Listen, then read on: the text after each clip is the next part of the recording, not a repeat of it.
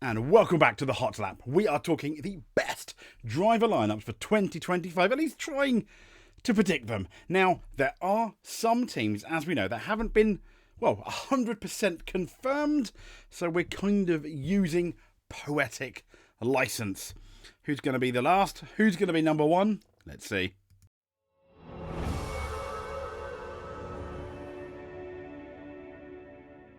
So 2025, it's one of the years, and it's one of the years for a long time, to be fair, that will see the most change in driver lineups. I mean, you've got Nico Hülkenberg gone from Haas after his return. He's off to Audi. But first, it's going to be Stake F1, the big one, Lewis Hamilton at Ferrari from Mercedes.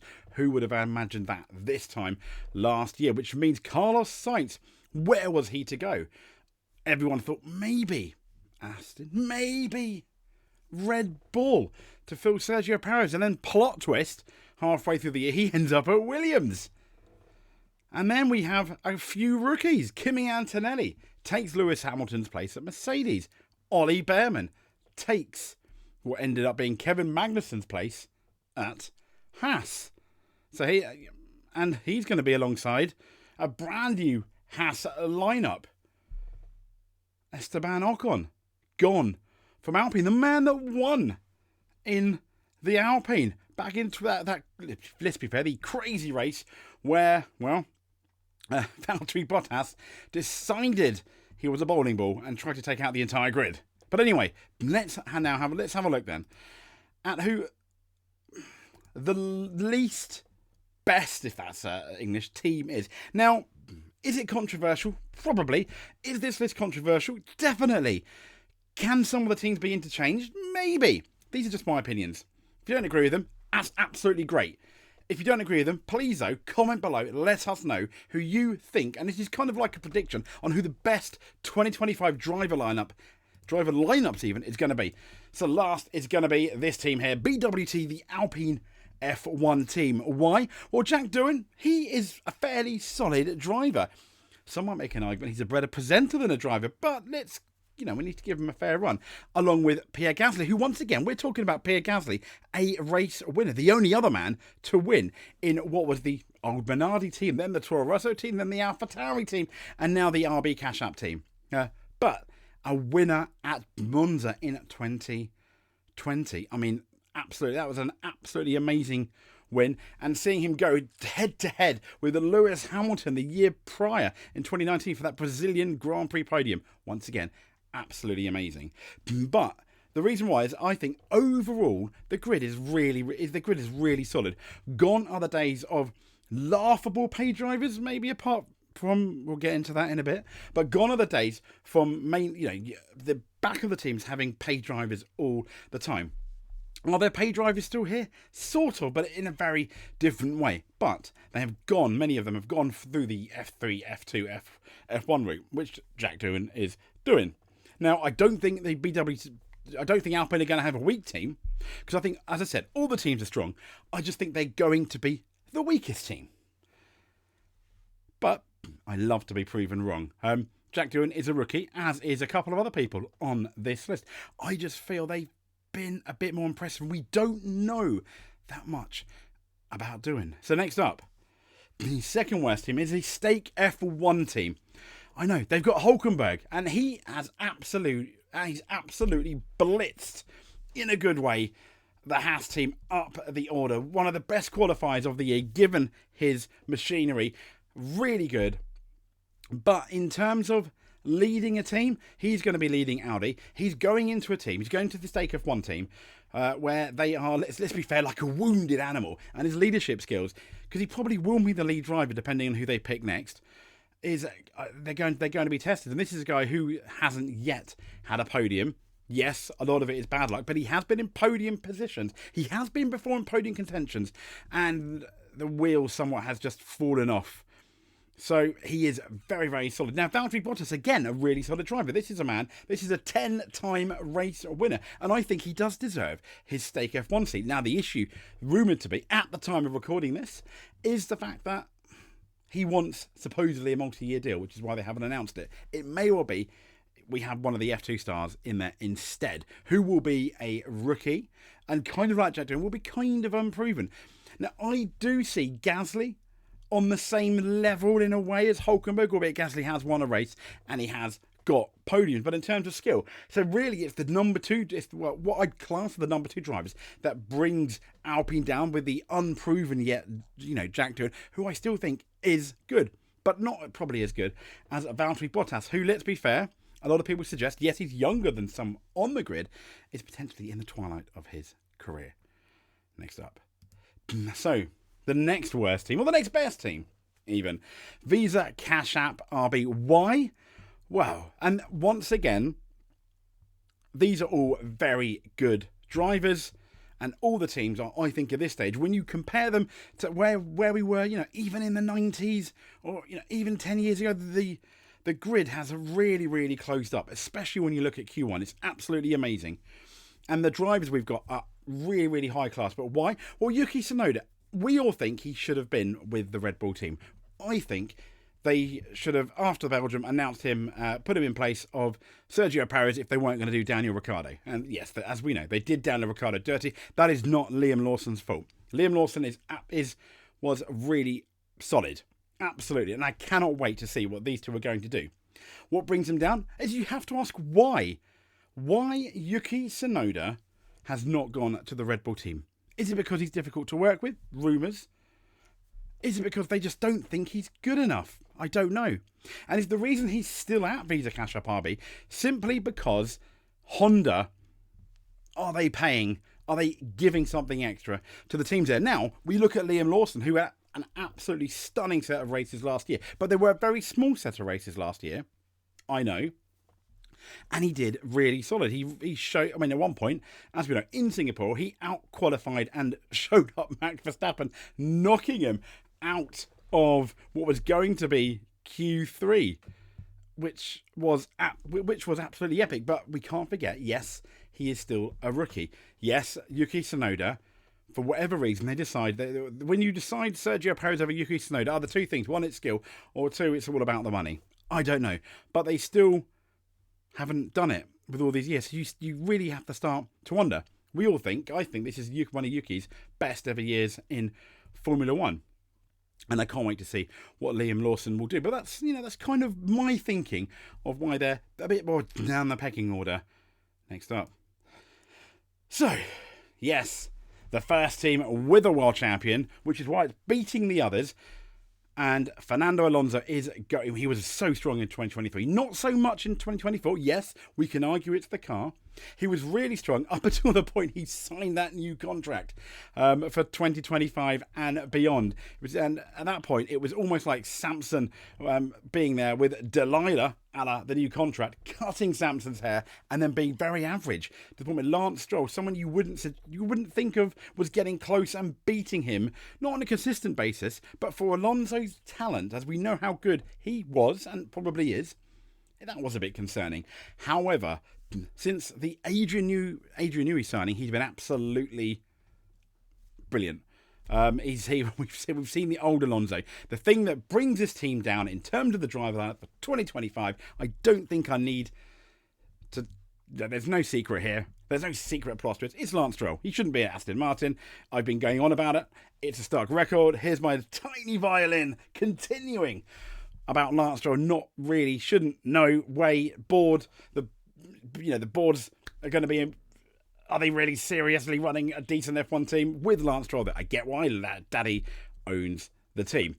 The one good thing, and I don't think I've actually mentioned this, so I will now. The one really good thing about Lance Stroll being in Formula 1 is we have that 10th team. We have Aston Martin. They saved Force India, which then became Racing Point, which in that respect was amazing. And for that, I thank them both. In terms of skill, no. And that's why they're this far down the order. Sorry, Aston Martin fans. Sorry, Alonso fans. But this is not the individual championship. This is the teammates. And it's Lance Stroll, Fernando, very much bringing you down. So next up, we've got the MoneyGram Haas F1 team. Now, maybe slightly controversial. We know how good Oliver Bearman. He didn't have as many races though as Liam Lawson, and he is a solid driver. And we know, yes, Kimi Antonelli is beating him in F2, and yes, he's struggling in F2 for the Prema team. However, kind of like Mercedes in 22 and 23, the Prema team is really struggling with the new F2 cars. Does he get a tiny pass? Yeah, I think he gets a little pass. And also we have Esteban Ocon, and former Alpine driver, and a former driver that, let's be fair, was very competitive against Sergio Perez when Sergio Perez was, in my opinion at least, at his best. Now here we have Ollie Bearman, who came in for the Ferrari team in Saudi Arabia, arguably one of the hardest tracks to learn, the hardest tracks to master. Really, it was, really fast. If you just get one thing wrong, you're in the wall. And he did an absolutely fantastic job from start to end. And he just improved and improved. And then when he replaced Kevin Magnussen at Baku, again, he did an absolutely amazing job. He didn't have the 4 or 5 races that Liam Lawson did to bed himself in. Arguably, he may have had a slightly better car than Liam Lawson. But I think with that, Ocon is about as good as Gasly, and I think Bearman could be just a bit better than Liam Lawson and Ocon. To be fair, he's shown very well against Gasly. That's why the MoneyGram has to be a bit further up than I think a lot of people may have predicted. But there we go. Comment below, let me know if you completely disagree. Okay, this is really controversial, I know. Don't hear me out. Max Verstappen, one of the best drivers on the grid. Bah! Maybe a couple. Equal to maybe like a Lewis Hamilton at his peak. A Charles Leclerc absolutely on his day when nothing is going wrong. But yeah, but it's not Max Verstappen that's the problem here, is it? Let's be honest. It's the man next to him with a slightly darker cap. Sergio Perez. That is. And now, the reason why I've suggested this is Red Bull do have a contract for next year. Now, the irony is, I think if Liam Lawson had been confirmed for Red Bull, I probably would have put them one up. But it's Max Verstappen, the one of the best drivers of his current generation, but it's Sergio Perez that brings Red Bull all the way down to very middling of the pack. And you can kind of guess the teams that I feel have beaten these guys. And there are quite a few, but that's the reason why. And it's no shade on Max Verstappen. It's kind of like the Fernando Alonso Lance Stroll scenario. It is Sergio Perez bringing Max Verstappen down a few pegs or two, which is why in terms of teammates, yeah, if Red Bull lose the Constructors' Championship, you can definitely have a look in one direction of the garage at the number 2 driver, and that's Sergio Perez, and that's something I've always said. So I'm so sorry. Next up, I believe now we're nearing the top 3, 4, 5, and it's Williams Racing. Yes, these are better than the Red Bull driver lineup. Why? I think Alex Albon is absolutely amazing. However, yes, Colapinto has given him some trouble. Now, Alex Albon has been here with the Williams team for a few years now, and he's done tyre. He's been the tyre whisperer in Australia a couple of years back. He's been, the high-speed master. He's been rejuvenated, let's say. Now, Colapinto, I don't think Colapinto is showing him up, but I think what Colapinto is doing is showing how good Colapinto is. But I still feel that Alex Albon has the number. This is a guy that was a hero of George Russell, for example. And add Carlos Sainz to the equation. You add those two, I believe that if they were to go up against, for example, the Red Bull duo, yes, Max Verstappen would beat them, would win. But I don't see a world where Sergio Perez will be consistently beating Alexander Albon and Carlos Sainz, which is why, in my opinion, Williams is ahead of Red Bull in the 2025 driver lineup, assuming Red Bull keep Sergio Perez, which I don't think they will. But, as I said, we're kind of taking poetic license here because Sergio Perez has got a contract for next year. Yes, there are performance clauses. But as we know, Carlos Sainz is a multiple race winner. He beat Charles Leclerc in their first year at Ferrari. He's run Charles Leclerc very close as well. And he's been a genuine winner of races. So, yeah, he hasn't really, he's not like locked into the to the odd race winner. Because even in Australia, when Max Verstappen's car was okay, he'd passed him. And in Singapore, in last year, the one race, you have one race where you can beat a Red Bull. And lo and behold, it was Carlos Sainz and not Charles Leclerc that was the man. Let's have a look at the next team, shall we? And here we go. This is where I think it gets very, very close. Is it interchangeable between the teams? Yeah, probably. Now, the reason why these are behind the next two is simply because Kimi Antonelli, absolutely amazing driver. Everyone's talking about it. The next Lewis Hamilton, the next Ayrton Senna, the next Michael Schumacher. Well, let's just hope he's the first Kimi Antonelli. Yes, he did stuff it in the wall in Monza. However, when you look at his times, he was very, very fast, faster than anyone else. And the fact that he stuffed it in the wall, I don't want to say it shows his arrogance, but it shows he's not afraid to push. This may well be a dangerous man. And now suddenly in the second half of the F2 season, we've seen how talented this guy is and seen his potential. But that's all it is at the moment, is potential. More potential than Oliver Behrman, because he's beating Oliver Behrman in the F2, which is why, obviously he's higher. But the other reason why he's higher, we've got George Russell, who, in my opinion, is one of the best drivers on the grid on his day. This is a man that beat Lando Norris to the F2 title. Don't forget that. This is a man who is first ever showing in a competitive car in 2020. Yes, the Mercedes was a very good car then. Beat Valtteri Bottas and looked like he was going to win the race. Got a puncture. Came in. All the wrong tyres, before the puncture happened, I think all the wrong tyres, put all the wrong tyres on, came out, looked like he was going to win the race again, whilst passing Bottas, catching Perez. Had he not had the other mishap, I think when he had to come in again with the puncture, I honestly think he would have passed Perez and won that race. Perez was lucky, yes, but it was a masterclass by Sergio Perez as well. You've got to be in it to win it. And to a certain extent, in F1, in a lot of sports, you make your own luck. But these guys are the third best driver lineup, in my opinion, for the 2025 team. Got a couple to go. So, who is the penultimate best? No, that's last but one, isn't it? Who is the second best driver lineup for 2025? It's these guys here. It's the McLaren team. They're not good. Now, there are a couple of reasons why they're not the best, but what an absolutely solid driver lineup. Both drivers have now won Grand Prix. Both drivers have proven that beyond any doubt they deserve to win Grand Prix and could be multiple Grand Prix winners. And both have proven, I think, beyond doubt now, when you look at their race, when you look at the way they've won races, that if they can do that over the season, whilst I appreciate it is a big if, you've got two potential world champions there. Absolutely. And Lando Norris, still at the time of recording, has a chance, albeit I want to say it's a bit more than slim, but it's not a great chance. It's come somewhere in between of winning the 2024 title. Now, McLaren are winning the 2024 Constructors title. Why? Because they've got a better driver lineup than Red Bull. And they've also got a better car as well. But at no point does Sergio Perez look like he's going to beat either of these. Max Verstappen has. And that's down to Red Bull sorting the car setup out and Max Verstappen very much doing the rest.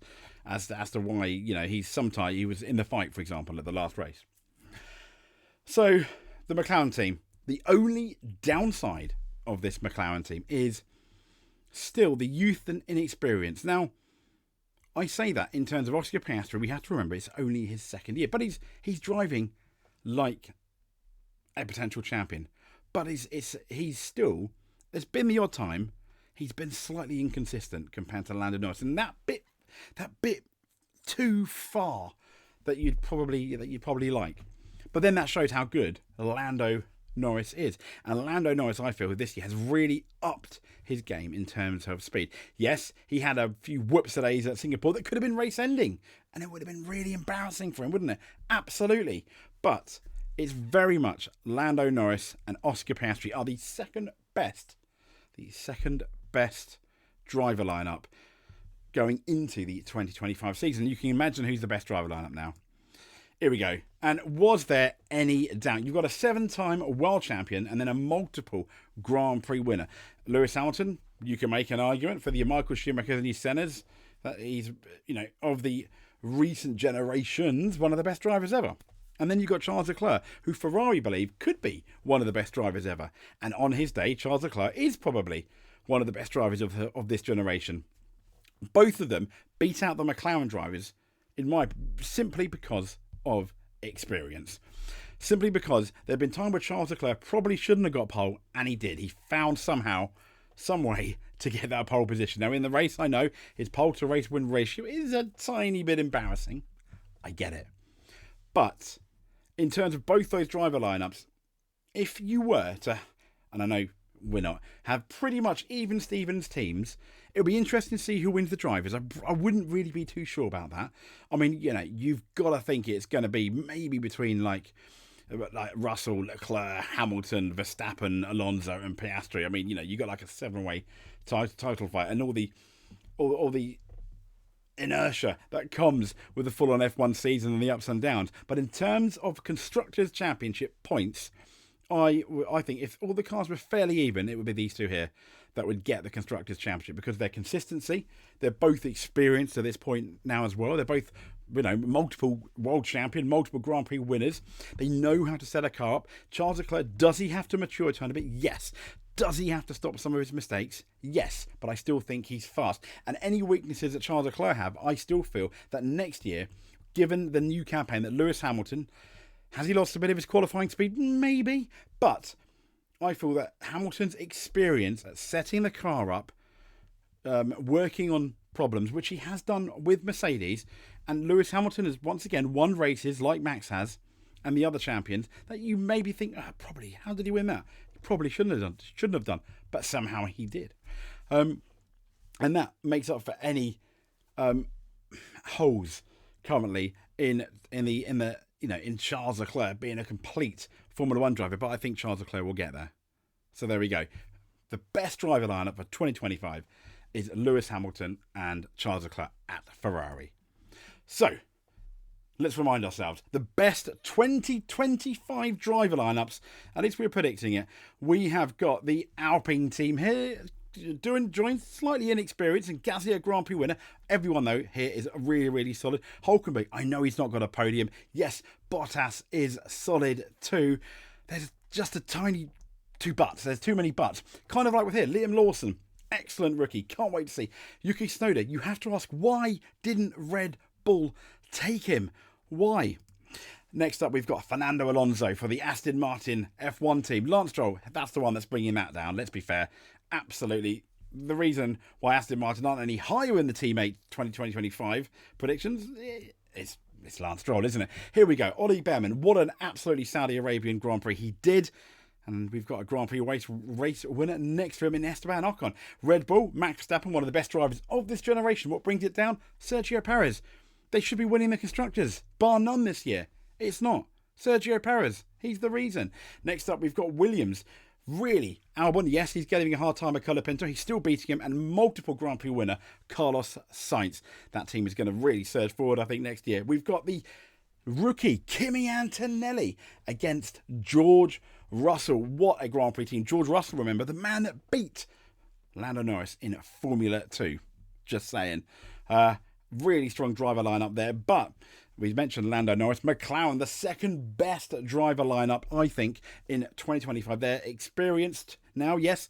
Oscar Piastri is driving like a potential champion. So is Lando Norris. There's a few kinks. There's a few kinks in the armour for both, though. Mistakes by Norris.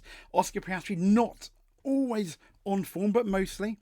And here we go. For experience, for championships, for race wins, it's going to be Ferrari, isn't it? A 7-time Grand Prix champion and a multiple race winner, multiple poles, arguably one of the fastest men in Charles Leclerc over a lap. Both of them will make the complete package, I think, in terms of teammates.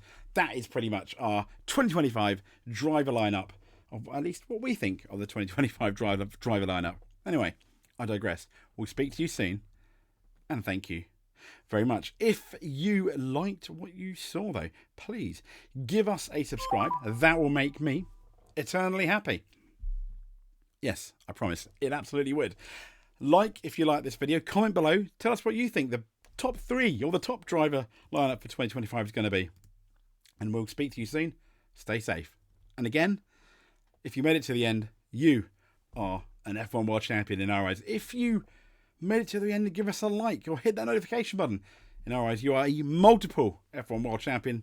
I'm thanking you very much. Stay safe again and speak to you soon.